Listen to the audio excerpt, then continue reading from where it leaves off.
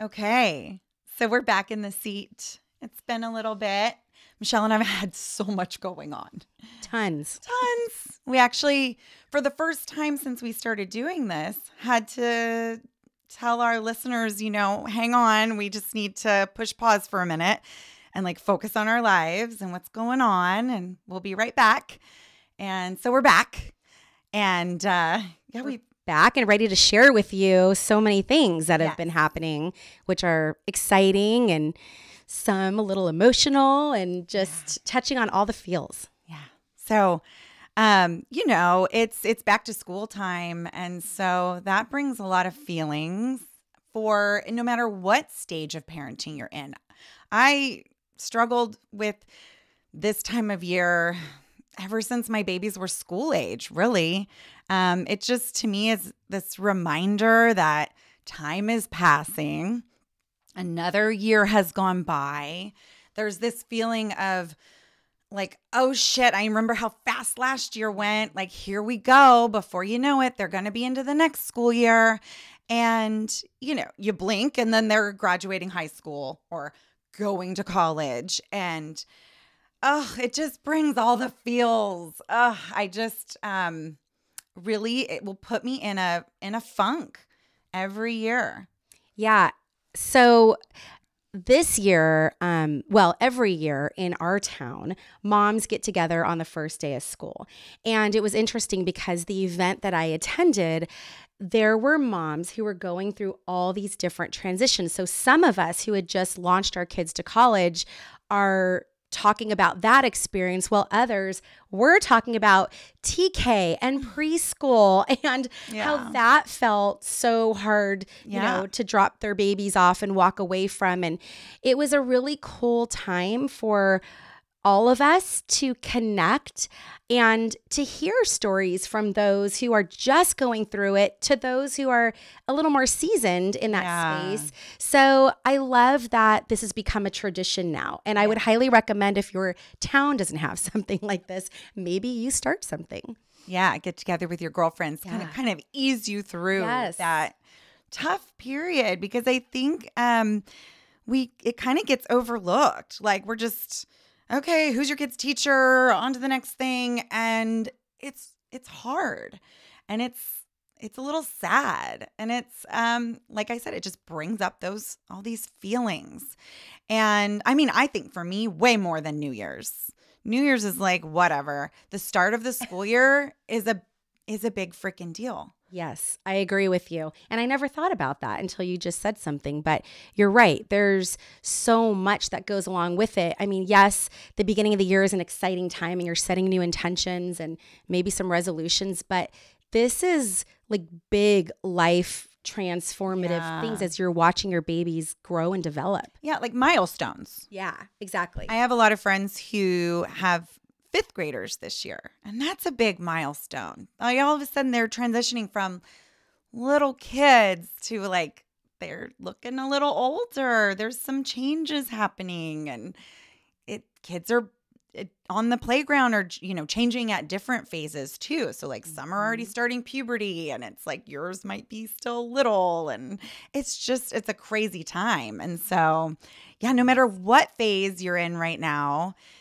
just honor, I think, that this is a little bit challenging, and give yourself that time to sort of grieve and take it in, and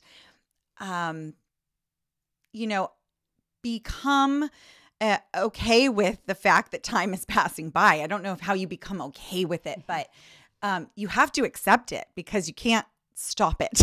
Yeah. I mean, there's really no choice in that circumstance. Yes. But it's okay, I think, also, like you said, to grieve it and know that each year it does look different, but it still does bring up raw emotions. And I know for me, when my kids were really little, I tried to fast forward a lot of that, just because I just felt very overwhelmed and things were crazy.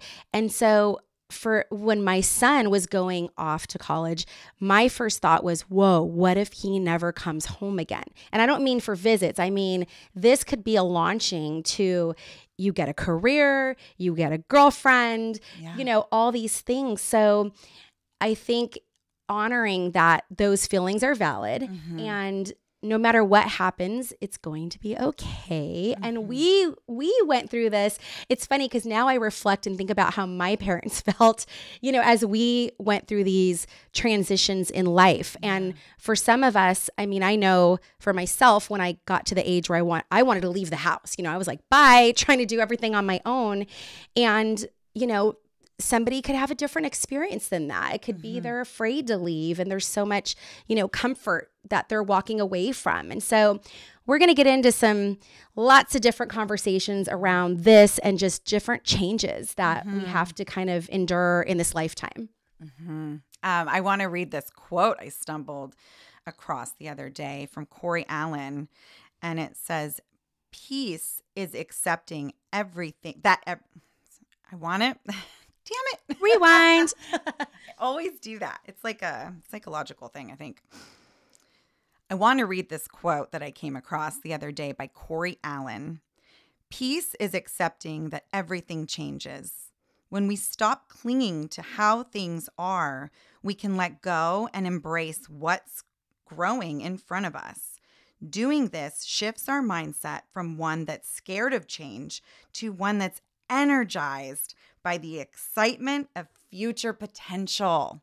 And yes. I love that for so many reasons. And I think so many parents out there that are having these feelings with their kids going through these different transitions, I think this is helpful for them to hear these words. I think it's a powerful quote. And we should be excited for the future. No, we don't want to rush it away, wish it away like we so often did when the kids were little and it was so chaotic and we just tried to survive. We were in survival mode. Yes. But just to try to be present, look at your kids with present eyes, see them for who they are right now in front of you. These beautiful, blossoming children that are growing into adults. And being focused on what you see right now and how beautiful that is and where they're going and what they're doing and these people they're becoming is a wonderful thing. And be ready to accept, things that might arise. I know also within younger groups of kids, there's a lot of changes within friend groups and things like that. And so change is just part of all aspects of our life. I mean, there may be people starting new jobs this year based on layoffs or whatever might have shifted in their world. And again, so much excitement can be part of the equation versus operating in fear of what was and kind of living in that rear view mirror of the past. Yes. Oh, so often we think we know the answers. So I love that you even brought up, a job change or something like that, because it might look bad on the outside or for what you know now, but you don't know what is being moved around and shifted for you to have an even better future. And so I think so many times with parenting, we can get so stuck in, I just did it freaking this morning. I did it this morning. I was watching the sun come up and it totally took me back to when my babies were little and their bedrooms at our old house were on the side of the house where the sun came up. And it just made me sad because I was like, oh, I just wish they were that age again. Ugh, I'm getting all emotional thinking about it. But to live in that, to stay stuck in that is not healthy. And I need to focus on, yes, I can be sentimental about it, but I need to look at these, young adults that are in front of me now and everything that they're accomplishing and how much fun I have with them and the conversations, the rich conversations that we get to have. So, you just don't want to get stuck in that, looking back in that rearview mirror. See what's right in front of you. Absolutely. But it is definitely a bit of a challenge and it's a learning process. Yeah. And, but I do remember years ago somebody sharing this saying with me that's like, this too shall pass. And I think it's relatable because it is each moment that, I'm going to say that again, but somebody shared with me a saying that's this too shall pass. And I feel like it's relatable to this, idea of change, because each moment is passing by and each moment is an opportunity for change. Each transition that we go through in life can sprout the growth and the new opportunities. One door closes, another one opens.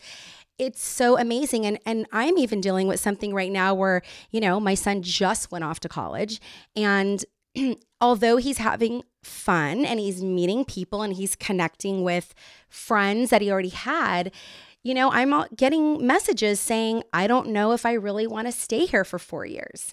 And although I'm not going to rush over and say, okay, come home now, as we often want to, like, oh, it's not working out. Okay, come home. Yeah. No, it's like you'll stick it out because you need to give this a certain amount of time. But I'm actually okay with, hey, you put a year in and you realize this, school or this environment or even this degree, like if that's not right for you, it's okay. Like there are other options. There's always opportunity for change, and you can change your mind. And if something doesn't feel right, eventually, not within the first 2 weeks. Right. Yeah. You gotta I think, and this is what I think is hard with our youth, and not to completely sidetrack, but our youth is such an instant gratification society that if something doesn't work out right away, it's like, oh, no, change, right? So that's almost on the flip side where, yes, change is good, but you need to put in the time. Yeah. And they even say, whenever you've gone through a big change in life, like divorce or death or something like that, to not even make decisions, big life-changing decisions for a whole year, because you really do need to process and not just respond based on emotions or, oh, in this moment, things weren't good, so I'm out. No. So I think this is going to be something that we see kind of this new generation of kids as they try to make their mark in the world. I think they have some change down. They're probably some trendsetters for that. Hey, it is just part of life, but sometimes it's so quick that we kind of need to slow it down a little bit. I also think it has a lot to do with being comfortable with being uncomfortable. Yes. No, it's not comfortable to move to a completely different state, far from your family, away from everything you've known your whole life. That's very uncomfortable. And so, there does need to be a little bit of time for adjustment and then see where things are at. But yes, it's interesting because I'm on a lot of moms groups through the college that he attends, and so many moms are already posting about how their child is feeling like they haven't made any friends, they haven't connected, or the roommate situation is chaotic where one's a party person, the other one wants quiet, and they really felt like they didn't get matched with the right person. And so it's helpful to know, my kid isn't struggling like that, but to know that there are kids out there that are. And I think for me, it's always looking at the mental health side of everything. Yes. So, yes, is it hard? Yeah. Yes, are you getting sweaty walking from your dorm room to your class? Oh, I'm sorry, because it's 100 degrees. I get it. But you know what? Take another shirt. This too shall pass. Yeah, this too shall pass. And guess what? And when the season changes, it's going to be amazing. Yeah. But, we want to run and help and be there for that support. And I think if your child is really struggling, where back to the mental health talk stuff, that's a different animal. And you really have to be focused in that space. But the whole, it's too hot for me today talk, you're going to be fine, suck it up, buttercup. Yeah. And I tend to be that kind of mom. And so that's a little bit of where I might sometimes need to rein that in, but it's okay. So we'll see what happens. We're old school Gen Xers, okay? This generation's a little soft for me, and it's tough sometimes. It is.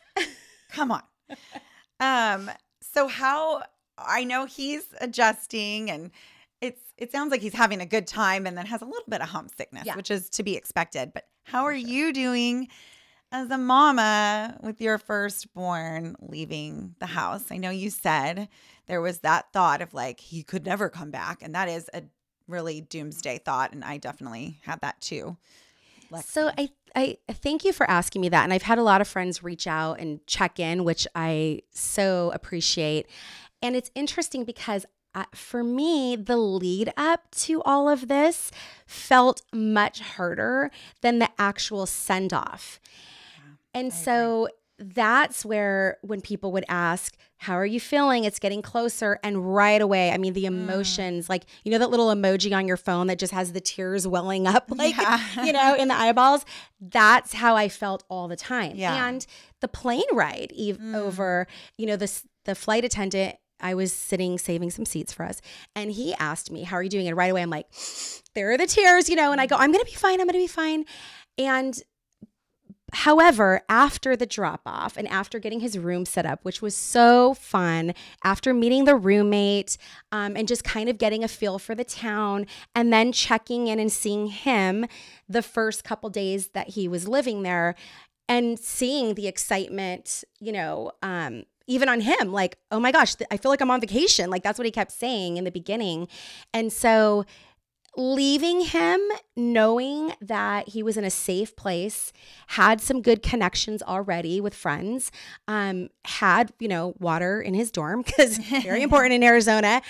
So I felt like the way I left him was he was set up in the best possible way. Feeling. And then I came home and, you know, I still have 2 other children that are extremely busy. And I think that's also helpful as well. I can't imagine if this was like my only child, what that would feel like. So I don't want anyone to feel like, you know, oh, it was so easy and no big deal and da-da-da. Like, I still have 2 kids at home that are involved in cheer, you know, and yes. different schools and all the things. But I honestly also feel a sense of pride. And this gets me emotional, but it's like, wow, what a gift, you know? Like, we got to give our children this. Yeah. Like, and that is, to me, experiences we didn't get to have, you know, it's beautiful to be able to share that and give them these opportunities. Yes. And so now it's not so much the missing of him, although, girl, I already kind of told you, like, I didn't mess up anything, but I'm trying to get used to the times of when my kids now have, you know, when they start school, end school, what time they each need to be at cheer. And some things are now overlapping. And he helped out a lot. I used to call my son and go, I need you to pick up so-and-so, drop off so-and-so. Or this morning, the garbage is overflowing. And I'm like, oh my God, like, I'm the only one home. Yeah. I have to take it out now, like, regularly. You know? Wow. Everything's shifted a little bit, and his presence he's missed. And I feel that with Lexi too. She would just randomly do the dishes for me or help me with little things. And yes, you miss them, but you also, like, they helped run the household. They had their duties, and it was a well-oiled machine. And then that's sort of all shifting. Totally. But the check-ins have been fantastic. And I think, you know, one of the things that I thought was so important with my relationship with my son is we were able to talk about anything, and whether things were hard to hear, things I don't want to hear, but I have always created a space for him, especially, to freely express whatever it is that he's going through. And so with him being so far, we've only talked on the phone a couple of times because I'm also trying to give him that space, but text messages back and forth, and some of them are lengthy. Whereas in the past, you know, I'd say, how are you doing? It's G, you know, like, okay, it's good. Okay, typical thanks. boy text, yeah. You know what I mean? Yeah. So now it's like, oh, my class was great. I sat between these 2 people, talked to so-and-so, I'm like, oh, okay. Like, so I just love and adore and appreciate where we are in this adult relationship. Yes, and that's great. Although I am not pushing him to become an adult quicker than I think he should, I also knew that when I asked him before he left, are you ready to go? And he said, even if I'm not, I need to be. So I also knew in that moment, like, you got this. Like, you know, it's time to, like, step up to the plate and be a man in the world. But if you need to shed some tears, if you need to tell me you don't like it today, like that's okay. Like we can still process that and work through that together. Or even if down the line he needs to come home, he knows he can come home. Absolutely. Yeah. So I'm doing well. I mean, I think emotions are just high anyway. And I'm also feel like I'm creeping on some menopause stuff. So like, yeah, that's definitely a topic that we're going to be talking about in the future. Yeah. So. Talk about change. All the changes are happening. Yes. Definitely. And what about you? Because this is like the second send off. I know. So I want to talk about that, but I want to talk about some things that you touched upon, which I thought were really important. So I love that you, and it brought me back to my experience with Lexi leaving last year for the first time. So when you talked about how, you know, there's been some text messages, but not a lot of phone calls, and you're kind of giving him the space. I think that's so important because I didn't realize it was going to be like this, but I experienced that with Lexi too. There was like the first couple weeks, it was a little quiet. And I was struggling with that because I was like, I just miss her. And what I learned is that they do need that time to get acclimated, and their living conditions are so different, and they're living with all these other kids, and they need like that time to decompress, and getting on the phone and talking to you might not be what they need during that time. They need to sort of like, at least that's how Lexi is. And I could relate to it too when I thought about it that way. That time to just sort of quiet your mind and have that peace. And even though they might miss you and want to talk to you, like they're just trying to figure out, get their bearings. And so I think that was so wise that you knew that and you didn't push at all. So I think that's great. Thank you. Yeah, because, and then you know what happened when I gave Lexi the space too? The FaceTiming started. I mean, we're so blessed that we live in this technology time where we can have access to just being able to pick up the phone and seeing our baby's face. Like, I don't know how our parents did it. And we've talked about this before with like Life 360 and everything. And I don't know if you're looking at that. I am. Not going to lie. I'm definitely checking that out all day long, actually. Yeah, I mean, you'll probably, like me, I had to wean myself off of it with the guidance of my husband, who was very insightful and knew it was becoming an obsession. Yes. But yeah, it's just great that we have it. The Life 360 is a little bit of a blessing and a curse, but it's nice. I mean, I wouldn't give it up. No. And, you know, I think the other thing as we're talking about this, the phone call situation or the FaceTiming, you know, they're also living with other people. Yeah. And so that's the other piece of it where a couple times he's texting me and he's like, oh, my roommate is here. He's trying to sleep. That's awkward to have someone listen to your conversation too, even if they're not asleep. Yeah. Like, so it's interesting how, you know, now like there's just, they have to navigate through all of that, or even think about, you know, when they're in their own home. I mean, my kids don't think about, oh, my sibling is sleeping and I should be quiet. Oh, yeah. No, they'll just bang on the door, you know, walk in the rooms.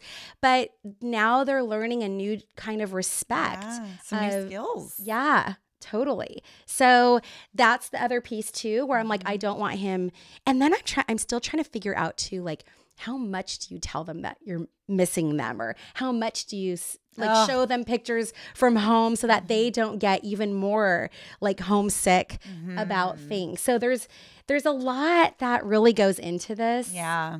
Yeah, you're both learning, really. It's all new. Yeah. And yeah, you definitely don't want to make them sadder. Right. So it is tough. Like when I was saying I wasn't getting all the texts and the phone calls and the FaceTiming in the very beginning, it was like so hard just to restrain myself from picking up the phone and calling her.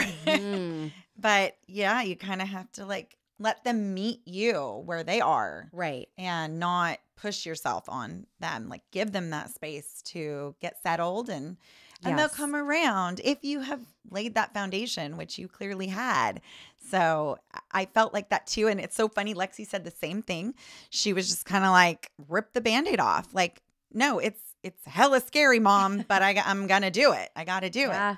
And she calls And it. I don't know if it's a firstborn kind of thing. I don't know. We'll have to see what happens. But sorry, Lexi also had a little term for this, or a little. No, she just said like putting her big girl pants on. Yeah. I was like, you get it, girl. That's right. She knows. And they surprise you with how strong they are and how incredible they adapt and what they've learned. And it is amazing watching them become these little adults and, start. What's been really cool is when Lexi came home this summer was just her having some excitement about being in the kitchen and coming up with recipes and cooking. And she hated to cook. And I think not having a kitchen, living in the dorms and, having to just microwave everything or go down to the cafeteria, she has this new appreciation for a kitchen and helping in that space and being creative. And so that's been fun to see. Just so many changes. It's so exciting. I know I forgot to ask, Julian was already doing his laundry here, but this is different. You've got to haul your clothes somewhere, but I haven't even asked him yet. Have you done a load of laundry? Those again are the things that you wonder when they're there. Is somebody cleaning the bathroom? Because there's no housemaid there. There isn't? No. Oh. You have to pay for that. That's an extra service. And I'm like, no. Either all the kids split that or y'all just have to take turns cleaning your own shower, I don't know. But this should be so I'm trying not to be overly mommy about it. Did you clean this? Did you do, hey, you're going to have to deal with it. You know what? Even with girls, Lexi was living with 7 girls in this little space. And, when I left, in the fall, when I had left her there, it was so clean and pretty and we had decorated. It was so fun decorating the room. But oh my gosh, when I came back and saw it months down the line, it was like, oh, this place is disgusting. And they had cleaners that came in. Wow. I don't know what it was, once a month, so not enough. Still, but somebody's deep cleaning in there. It was more just the stuff and the clutter, and it was just a lot of girls in one small space. But, they learn and they figure it out. And, now Lexi.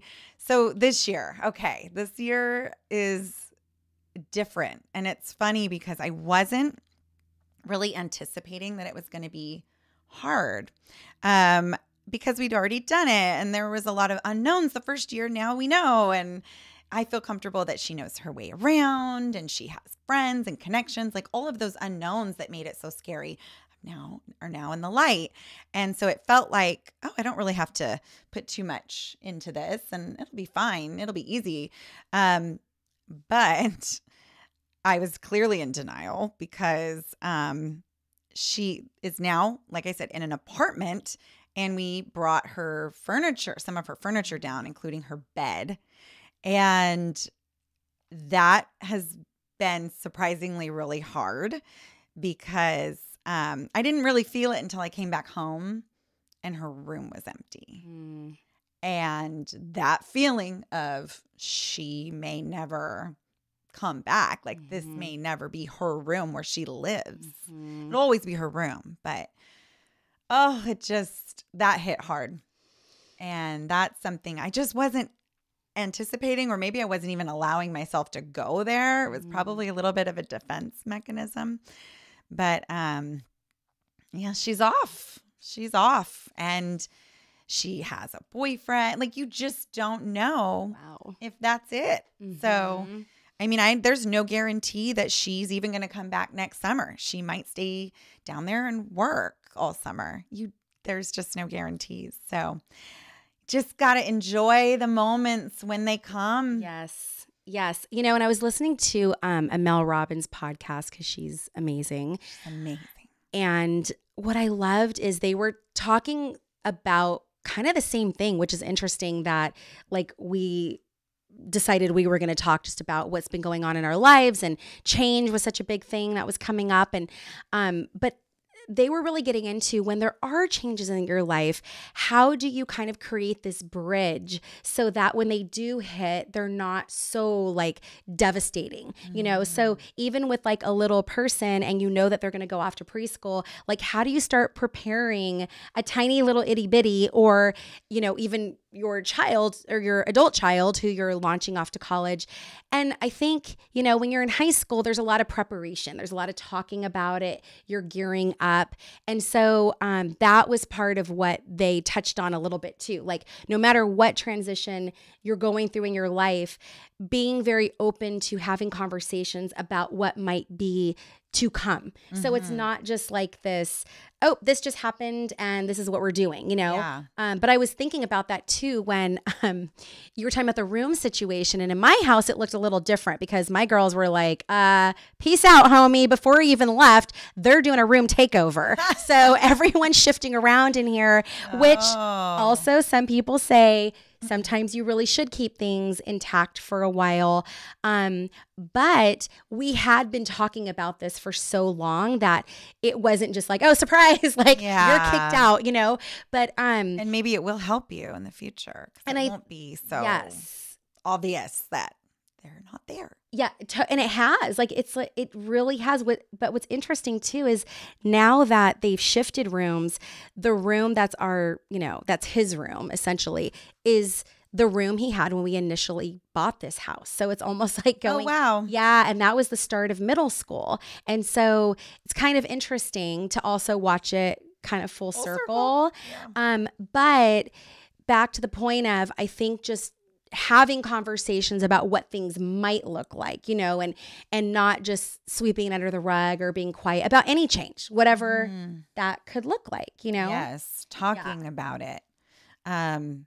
It's funny because I don't know that we really talked about her going back. I mean, I knew we knew it was coming, but it was sort of like, I just didn't give it the validity or the power that, I didn't expect that it was going to have that effect on me. Mm-hmm. And so it was like more of like a task that we needed to do. And it's going to be a lot. It's going to be a real move this time because her dorm had furniture in it. So that was easier. Even though there was, like I said, the unknowns, the friends and the location, we knew where you were going and there was furniture and her room could just stay the way it was. So I just didn't put as much into it. Yeah. Yeah. I was like, holy shit, her bed is gone. Like, it had a big impact. And it is all that transitional time. I was talking to a friend of mine whose son is going to the same school as mine, but he's 21 and he transferred in last year, but she goes, I wasn't even there for the move in. Like, he's 21 now, and he did move into like an apartment space with friends and that kind of thing. But she goes, I feel kind of bad, but she had something else going on. And again, it's like each year it just looks a little bit different, Well, I'm pretty sure I was the only mom that helped with move in. So maybe I want to be part of it. I need to back off a little bit. But Lexi kept telling me how much she appreciated it. So you know what? As long as she wants me there, I'm going to be there. All that matters. But yeah, I mean, there's going to come a time where she's like, I've got this, Mom. You don't need to. Absolutely. Yeah. So, I will also mention the lead up to my son moving out was a little bit crazy. So we were just in Maui for a family vacation that was really to celebrate him graduating. And, I'm sure most of the world knows like what's actually happening in Maui right now.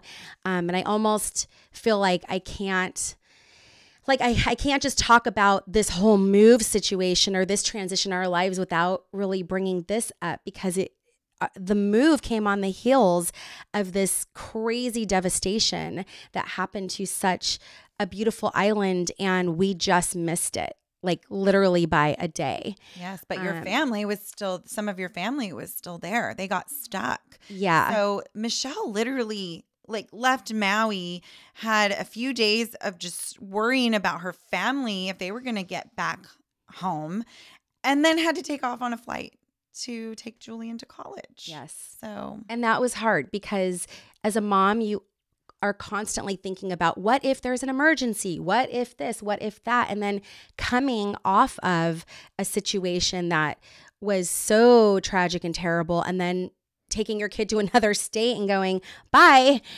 Not a lot of time to process any of these emotions. No, there really wasn't. It was just this constant movement. Yeah. Is what was happening. And again, rolling with all the changes. And so Monday, we fly home and everything's fine. And now I'm getting word that there's this storm coming through, and my parents have a flight out that morning. But unfortunately, because of downed power lines and really. What day did you come home? Was it 8/6 or 8/7? 8/8. You actually. 8/7. It happened the day before. It happened on 8/8. It happened on 8. Yeah, we flew home 8/7, Wow. and it happened on 8/8. You just missed it. Just missed it. And so literally my parents and my niece were trying to make it to the airport, which according to my dad was like a scene out of a movie. They thought, their car was just going to like go into the ocean, and debris is just flying everywhere. Pieces of palm trees are getting stuck under people's cars. You're barely moving down, the highway. And they finally get to the airport and they miss their flight. Mm-hmm. And so fortunately for them, they didn't turn their rental car in, because what they didn't realize is that would be their shelter. They tried to get a hotel somewhere nearby the airport. Everywhere was sold out. So people at this point were still flying in, and they couldn't allow them to get to their resorts. So there were just, stranded tourists, really. Most of them coming in and out were tourists at this point. And so Safeway had opened up a parking lot because they were open 24 hours, and they were able to sleep there. So this way, if they had to use the restroom or needed food, because on the other side of the island where my other family was still housed, they lost power. Food is going quickly. There are families that were at resorts and, they were maybe leaving the next day. So all their food is now, almost gone, and they could not get to a store or even a restaurant to feed their family. And the resorts had to ration how much food that they were providing for the guests. In the meantime, half of the staff doesn't even know if their families are okay. Yeah. They are getting word that they've lost their homes. I mean, they were opening up lobbies so that locals could come and just sleep in the lobby. It was pretty intense. At the same time was when my mom was trying to find a place to go, I'm calling my friend to see if she can stay with her, and she's getting evacuated. So it was just like extremely chaotic and scary, very scary. And the poor people of Maui, I mean, I cannot even understand like the trauma that they just went through. And I know they will recover. And I know that, eventually everybody, those that survived, will be okay.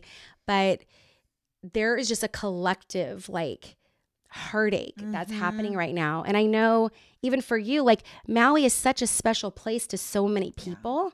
Like whether it was family vacations or you got married there, your honeymoon was there. There's so much connection that people have to the island. Memories. Yeah. Right. For those of us who are still sitting in our homes, warm and have food, as we're even thinking about what we've lost now.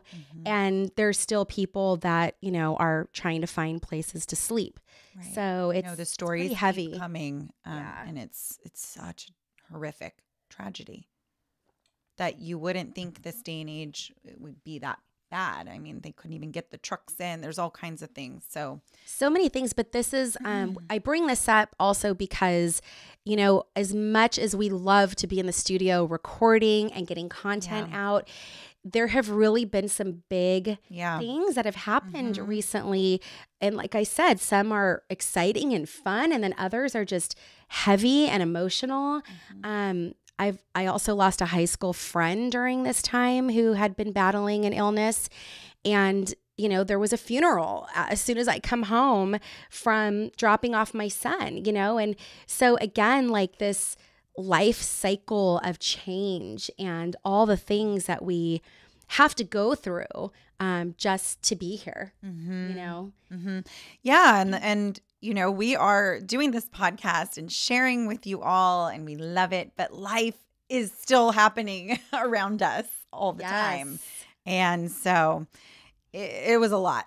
It was a lot, and you like amazingly went through it. Like you just kind of did what you needed to do. I mean, you were on the phone constantly, checking on your parents, checking on your friend, your family, and then just had to take off and take your son to college. There was just no time I think that was the week that we thought we were going to record. Well, that's not happening. Right. No, your head Change of plans. No, your focus was definitely had to be on, is my family going to make it back safe? Because it wasn't safe there. No. And I think also some of the people that were there, they didn't even realize where is the fire exactly. And not just one fire, there were multiple fires happening. So is it safe to go this way or that way? You didn't really know. And then once it got dark and once there was smoke, it was frightening, and really frightening. Really frightening. And so there was so much wrapped up in all that. But my family is safe. I know that there are a lot of people out there who are not. I have been hearing some success stories, though, so my son and my husband got matching tattoos while we were in Maui, which was a really cool bonding experience for them. And so we were right there in Lahaina on Front Street, and we have this moment, and really savoring it all in too. I mean, I will tell you, it's kind of weird because you don't know sometimes when your intuition is also speaking to you. And, we talk about this a lot, like really being in tune. You clearly have some messages that come to you. Big time. And so there was already some fear building when we first got to the island. And I'm not going to go super into detail about that, but we were already kind of a little bit on high alert. And then when my husband and my son were getting their tattoos, I was in there with them, and I popped out for a bit to go check out some jewelry stores. And there was something inside of me that kept feeling like, you need to bring something home from here. And I walked past this one piece of jewelry 3 different times. And I finally went in and said, getting this necklace. And there were a few outfits that I found at this other little store, right there on Front Street. Bought some outfits. And, a couple days later, none of that existed anymore. Now, one beautiful thing that I heard happened was the tattoo place that is now, burnt to the ground. They have been doing fundraisers, and they've made enough money so everybody in the tattoo shop was found, accounted for, and okay. Wow. I know, which already, and just that alone is like a blessing. And they raised enough money to buy all brand new equipment and allow the people to continue to do their work, obviously in a new space somewhere. And that's going to take time, but I'm sure they can even do it out of their home right now if they have power. But to hear that kind of a story, though, and know that there are so many resources that are getting poured into that island, it will never be the same. It will definitely be changed forever. Yeah. But I also think that this is where the strength and growth happen. It's interesting that you just, I'm having, I'm like, dang. I know. I'm trying to clear our throat chakras.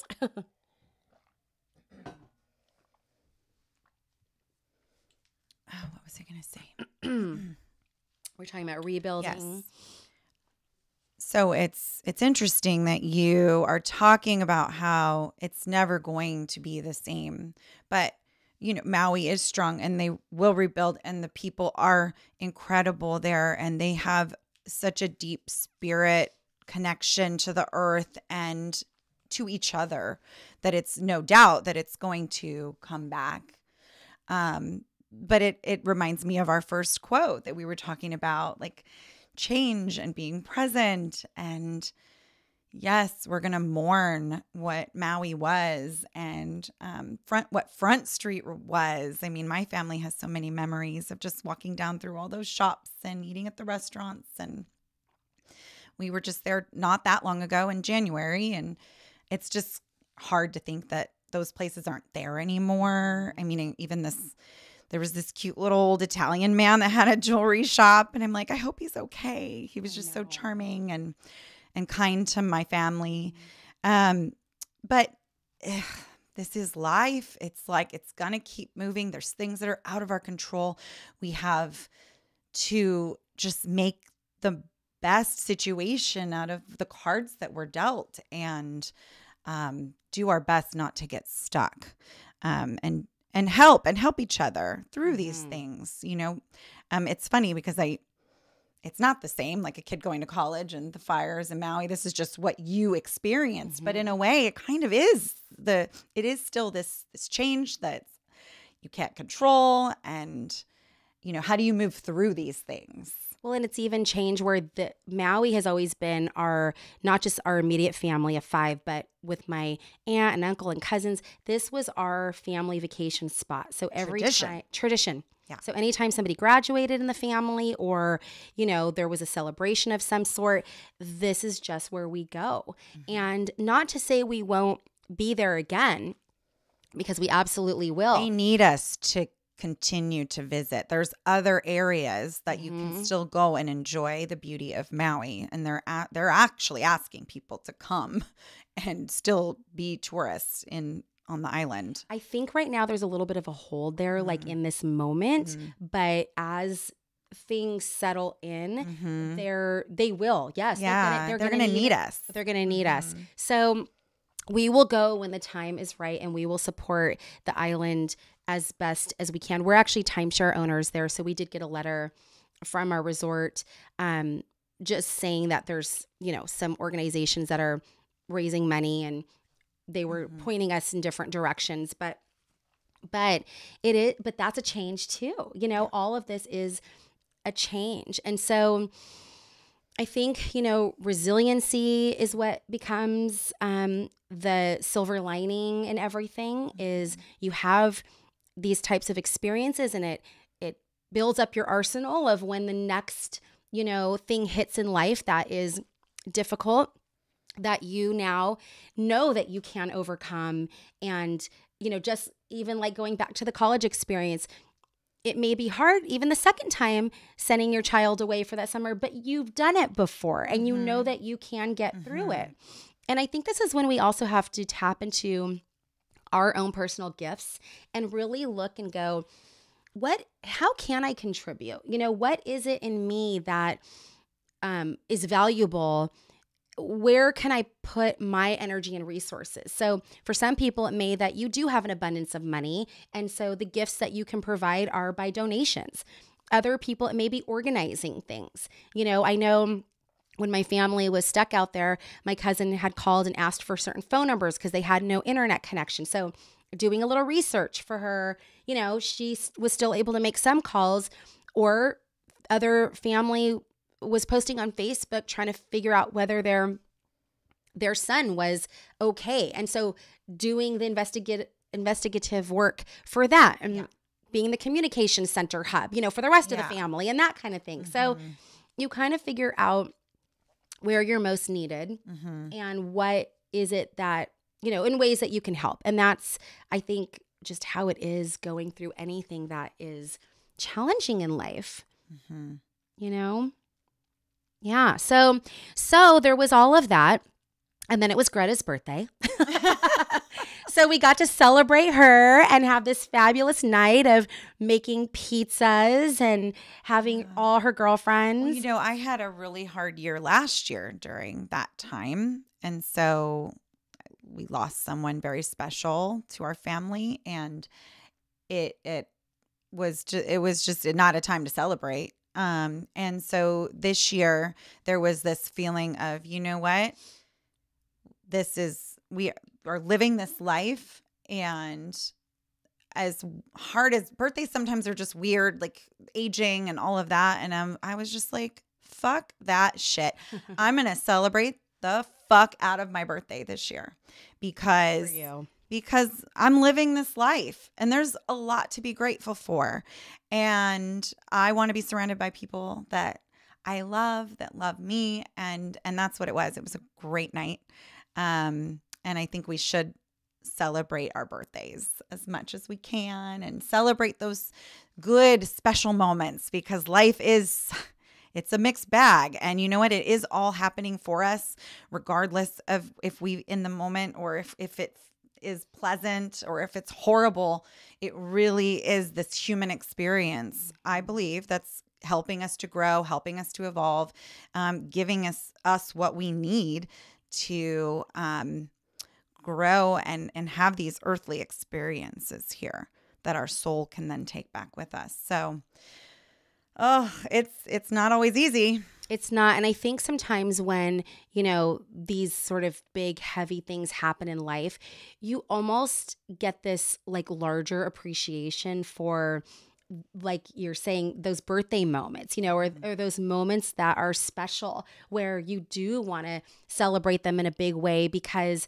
you have gone through the harder situations and like that this is real and it can happen at any time. Yeah, don't take it for granted. No. So when we're in those moments where we have an opportunity to make something special, like jump on that shit, like make it as good as you can. And you are so good about that, actually. Like I've been a work in progress, but you bring that kind of energy to it. And I think, even with when my son went off to college, yeah, there were some moments of the missing and whatever. But when I was there setting up his room, it was, I'm going to focus on how fucking exciting this is. Like, this is a big deal, or when my daughter came home recently and was named cheer captain as a freshman for her cheerleading squad, like, I told her, I was like, that's a big motherfucking deal. And she kind of looked at me and I was like, girl, this is awesome. Like, let's be excited about this,